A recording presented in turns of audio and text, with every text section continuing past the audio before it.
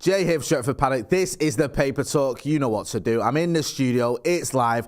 Get involved in the chat and the comments. We're going to be talking about all the latest Manchester United news. We've got some updates regarding contract situations. We're going to be talking a little bit about the takeover bids, of course. Is it going to be Qatar? Is it going to be Sir Jim Ratcliffe? We'll get into all that stuff as well. We'll also talk about Marcus Rashford, how mint he is, and why another former striker may be helping him or is helping him with his goal scoring, and obviously having a big effect as well. So we'll be getting into all that, plus some ticket news as well. So make sure you are getting involved too. Good to see people already in the chat, a few people joining in as well. So why not join them? Navoma says morning Jay. Danny In says morning Jay. If you're not doing as well, hit that like button, give us a like. Santa Notch, always good to see Notch in the comments as well, saying good morning. Right, let's start with tickets, right? So the story this morning, it's not a story, it's fact. Last night, a lot of us, myself included, got an email about ticket prices going up because, as you can see there from Laurie Whitwell's tweet, Manchester United raised season ticket prices by 5% due to significant rise in cost of putting on matches. So they're saying it's costing more money to put on matches, we're going to give you a price hike. Now, it is the first one in 11 years.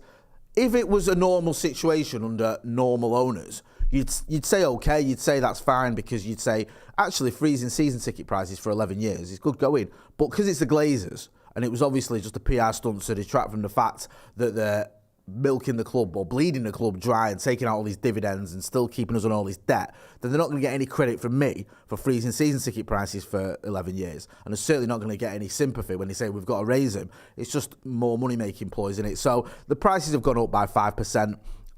I think that works out a few quid each match. It's, it's a bit annoying, but it is what it is, as the kids say, and it's one of those where you take it on the chin. Hopefully that'll be one of the last things the Glazers ever do at this club, and the sooner they leave, the better. Anyway, should we talk about something a little bit more cheery? Benny McCarthy, right? There's a few stories doing the rounds this morning. I think Chris Wheeler in the Daily Mail's done one, and we've also got Samuel Mead there in the Mirror talking about Benny McCarthy and how he's helping Marcus Rashford with his goal scoring, with his game, and it seems to be paying off. You can see there, it says Marcus Rashford might be the man grabbing the headlines, but behind the scenes, Benny McCarthy has been crucial to his Manchester United renaissance. I think we've had Marcus Rashford himself praising Benny McCarthy, saying how he's worked with him on one-to-one. We've also seen that Jadon Sancho has been getting one-to-one sessions with Benny McCarthy. He's been working with Marcus on stuff like his heading, running into space, timing his runs, all that jazz, and it's paying off dividends. Marcus Rashford enjoying his best ever goal scoring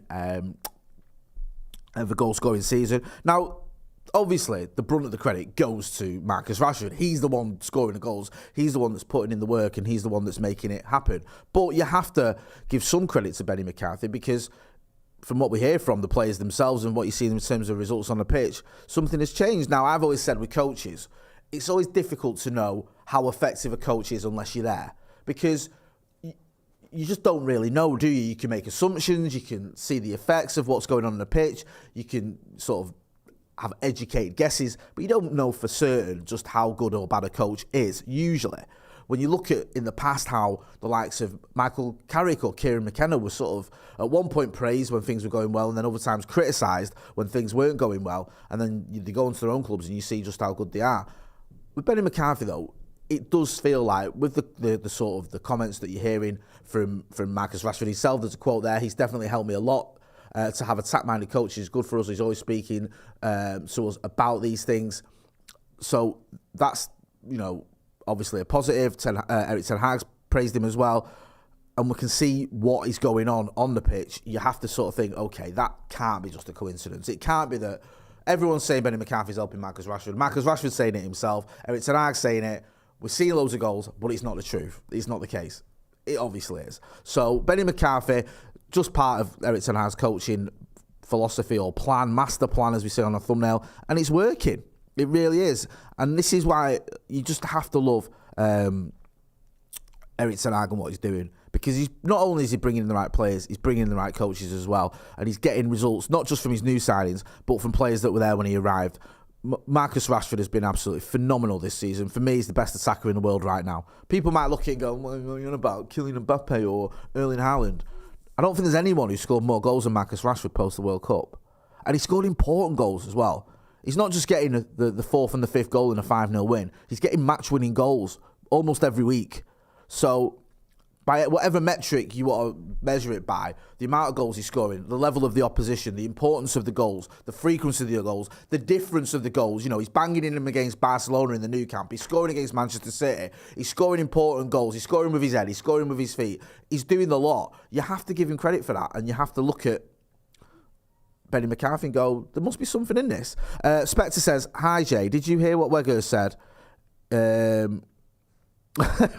Why he missed the 1v1 against Ter Stegen? He said he glanced to the Barca stand and was blinded by the glare off your head. Apologies there, Vote Weghorst. I'll make sure I cover my head up next time in your line of sight. Listen, Vote Weghorst has been getting a bit of grief, hasn't he? I saw, was it Richard Keys, the former weatherman, whose football intelligence is unquestionable. The experience he's got from getting sacked from Sky for being sexist. He was saying that playing with Vote Weghorst is like playing with 10 men, which just proves that you don't know what you're talking about. Because Vote Weghorst, yes, he hasn't been getting the goals and he should have scored a few more, but his work rate and the way he's sort of linking up the play and the way his teammates responding to him, you can see what he's doing. You can see why he's in the team. In an ideal scenario, you probably would have a striker or a number 9 who can go out and get you 30 goals. We wouldn't be relying on a loan signing from Burnley, but I think he's doing a very good job, and all the sort of the criticism he's getting and the sort of the jibes and all that sort of stuff, I think is a little bit OTT, because you can see that he is an important part of this Manchester United team right now, and we can't rely on Anthony Martial because he's injured. You can't necessarily play Marcus down the middle and moving someone like maybe Jadon Sancho on the left, Alejandro Garnacho on the right. It's a system, but is that a system that you can rely on week in, week out, where, for me, it weakens your bench a little bit, weakens your options. When you've got someone like either Garnacho or Sancho to bring on, you've got a real effective impact player there as well. So I can see why Erik ten Hag likes Wout Weghorst. And also, Erik ten Hag, if he likes a player, that's good enough for me. I don't question this man. He knows what he's doing, and you can see that. You can see that with the results. You can see that with the performances. Even a game on the weekend, I thought, at Leicester, could have been a tricky one, that. And in the end, okay, they had a little spell in the first half, Leicester, for about half an hour where they were really good and we weren't very good at all. But we rallied and he made a couple of changes. He knew what he needed to do. And the second half, we were much better. So, yeah, I'm just loving Erik ten Hag and what he's doing. King Dino says, Weghorst is a decent footballer, but not a top striker. He puts in a shift and the others thrive off him. Witterbird says the team are more consistent in the final third of Weghorst. I agree with both of those comments. Yeah, don't forget to hit that like button. Ben Sorville says, Keys is essentially saying he knows better than Erik ten Hag, and anyone doing that can effing do one. I agree completely. One player who has had a rejuvenation under Erik ten Hag is Luke Shaw. Luke Shaw's playing is sort of as well as he's played since he's come to Manchester United for me, and also playing in different positions. He was an out-and-out left-back, wasn't he? And he's played at centre-back and done very, very well at centre-back as well. Let's not forget that. He's been a bit of a phenomenon there.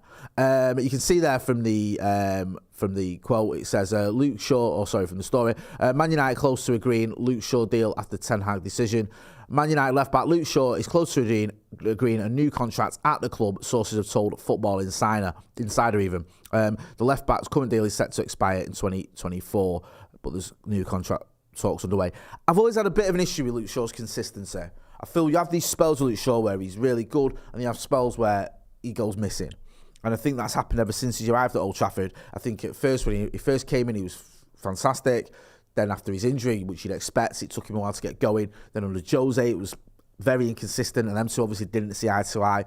Ole, at one point, he was the best left-back in the world, and at other points, he had a shocking season, I think, after the Euros. But right now, he is playing very well, and we know his top level is at the very top. He's one of those players where if you can get Luke Shaw playing to his very best is better than anyone else's at that position, in my opinion. It's not like he ain't got it in him. It's a big difference between him and Tyrell Malacia. You look at Tyrell Malacia, and I think that is a player who is probably, and I'm not mean to be harsh on him because I like the kid. He's a good player, but his top level he's an 8 out of 10. The one thing he'll give you is constant graft. He'll never stop running.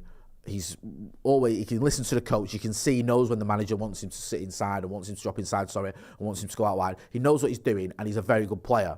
With Luke Shaw, I think his top level is like 10 out of 10. I think the question marks in the past have been about Luke Shaw's energy, his consistency. I always go back to the 5-0 loss at home to Old Trafford, where I thought Luke Shaw put in as bad a performance as I've ever seen from a left-back. But sometimes this season, I've seen as good a performance as I've seen from a left-back from Luke Shaw. He's just been fantastic. So I understand why Manchester United want to keep him, want to get him signed down to a long-term contract. It feels like he's a lot older than Luke Shaw, doesn't it? Because he's been here for, 9 years. He's still only 27. Get him signed. Luke Shaw, under this manager, with Tyrone Malacia breathing down his neck. I think Luke Shaw is one of those players that needs that. Some players thrive, don't they, when they've got competition. Other players don't. I don't think Anthony Martial is a good example. I don't think Anthony Martial likes it when he has to battle and fight for his place. I think Luke Shaw needs a bit of that. If you look over the last sort of 5 or 6 years, you've had the likes of Brandon Williams, Alex Telles, now Tyrone Malacia. Even going back further than that, Ashley Young, who's a right winger, was playing at left back over Luke Shaw, not just for Man United, but for England as well. At a time when Luke Shaw should have been in the United and the England squads. So he's a player that needs a little bit of that. It's working for him. Whatever Erik ten Hag is doing, he's doing it right. I understand why he's been offered a new contract. Another player who definitely needs to get tied down to a long-term deal is Alejandro Garnacho. We've spoken extensively on this channel how much we all love Garnacho. I think it's ESPN there quoting that he could be in for a new deal, that he actually might have reached an agreement, in principle to sign a new 5-year deal, which is great news for Manchester United. And as a fan, I'm buzzing about that because I think he's an absolutely mesmerising talent, shall we say. We've spoken about extensively on this channel how much we like Garnacho out. The criticism in certain quarters, especially on social media, has just been ridiculous. 18-year-old lad, had an effective season this season, always causes problems for the opposition.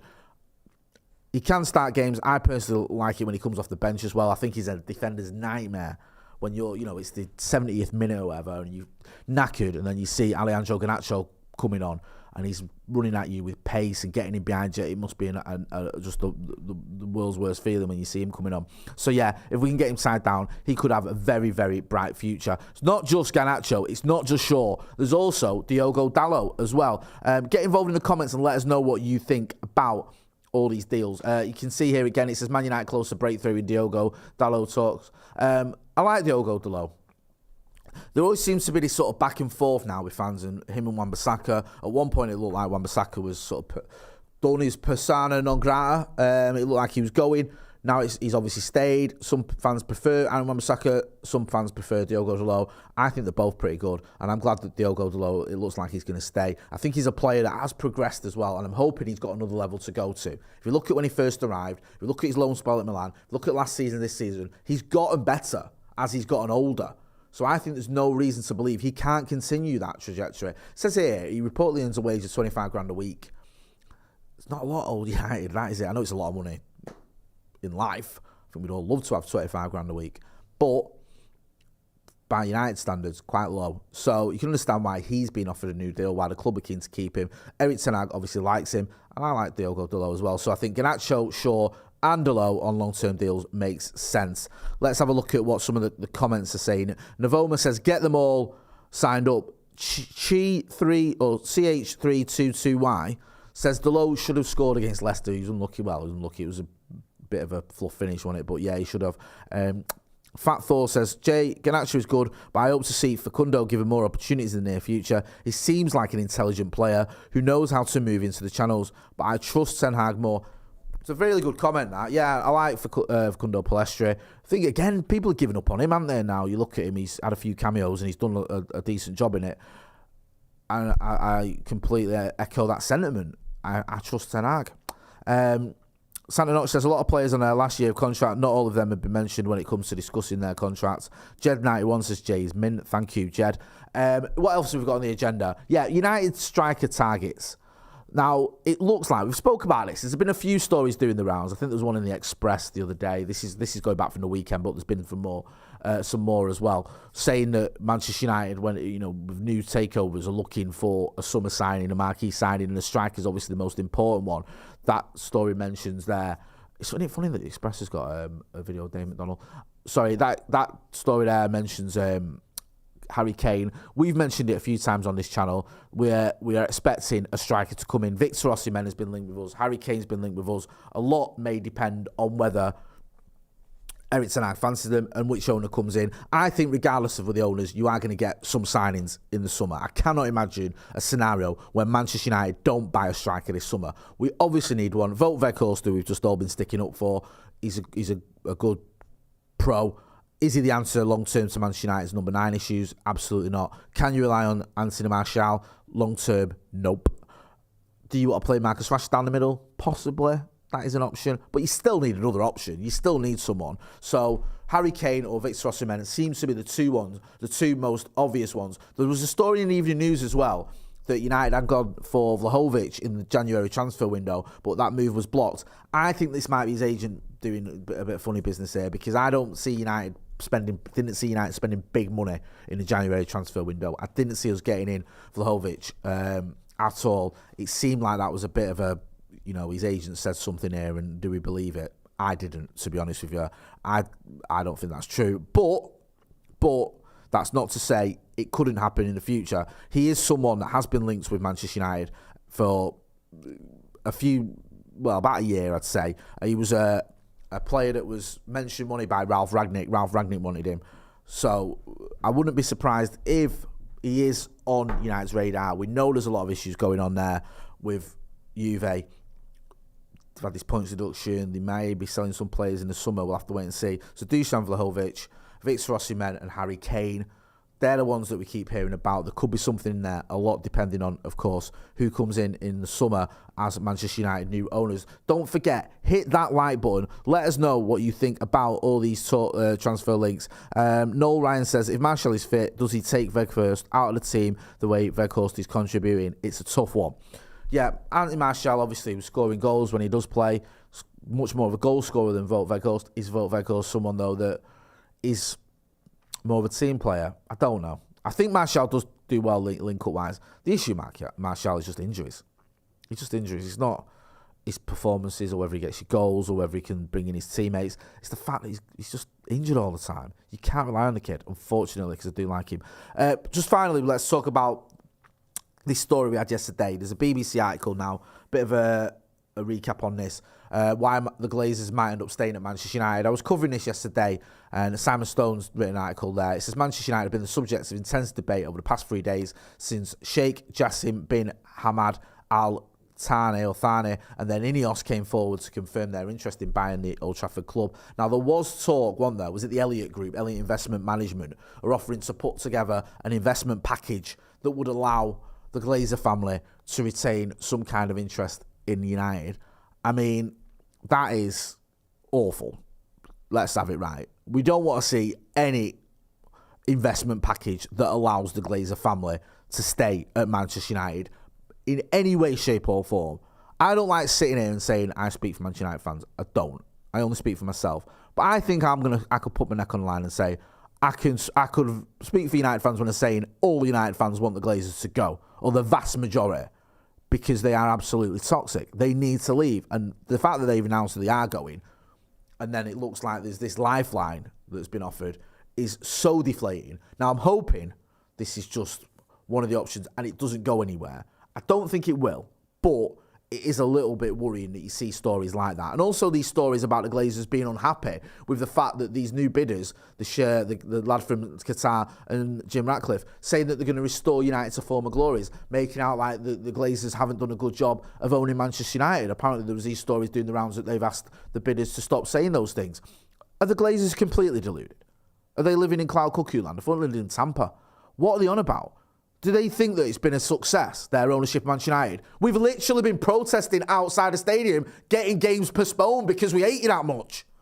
City and Liverpool have been winning titles while we've been watching them. The stadium's falling apart. On what metric do you think you've been a success? Honestly, it's insanity. I can't believe they actually think that people are out of order saying they're going to restore to United to where they should be. Of course we've crumbled under the Glazers. Even they must be able to see that. So I don't know why they're moaning about people speaking the truth. It's absolutely ridiculous. You can see there, it goes into detail about whether the Glazers could stay. There's 6 Glazer siblings. They always come out of the woodwork, don't they? Crawl under from rocks when it's time for the dividends. And you start hearing all these other Glazer names you've never heard of before, like Bob and Trevor and all this nonsense. Like, hang on a minute. Why have you just taken 20 million out of my club? But yeah, two of the Glazers, I think it's Avram and Joel, want to stay on. The others just want to sell up. But we'll have to wait and see what happens with that one. Hopefully, they are going to go, because I just can't imagine them staying. I can't see how that's going to work. Get involved in the comments.